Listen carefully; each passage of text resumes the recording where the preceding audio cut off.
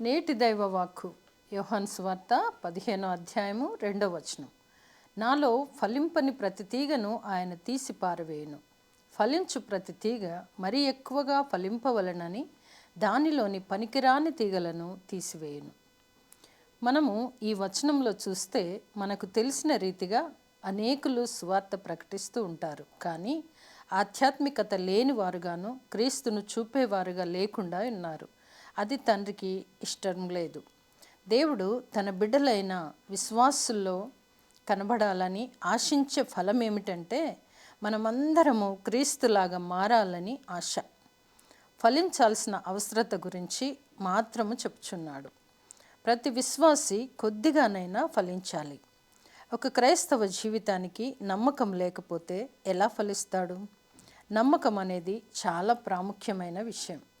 కావున ఒకడు ఫలించకపోతే క్రీస్తులో కొమ్మ కాదన్నమాట. తుంచివేసిన కొమ్మకు మంచి ఉదాహరణ యూదా ఇస్కరియోతు.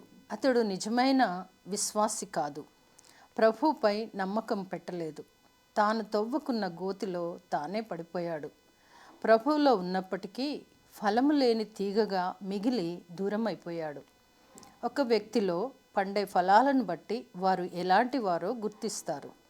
ఏ వ్యక్తి అయినా కొమ్మగా ఉండి ఏ ఫలాలు కాయకపోతే సందేహం కలుగును. మంచివారు చెడ్డవారు అందరూ ఉంటారు. మనకు క్రమశిక్షణ అవసరం. ఇందులో దిద్దుబాటు, కష్టాలు, ఇరుకులు, ఇబ్బందులు, రకరకాల బాధలు కలుగును. అయితే వాటన్నిటినీ దేవుడు చూస్తూ అనవసరమైన వాటిని తీసి పారవేయును. మనము ఎలా ఉండాలో సరిదిద్దుతాడు. మనము మరీ ఎక్కువగా ఫలించాలని దిద్దుబాటు చేస్తాడు. యోబును చూచినట్లయినా సమస్తము పోయినప్పటికీ మరీ ఎక్కువగా ఫలించినట్లు చూస్తాము.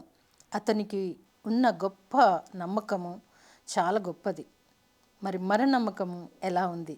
ఒకసారి పరీక్షించుకుందామా?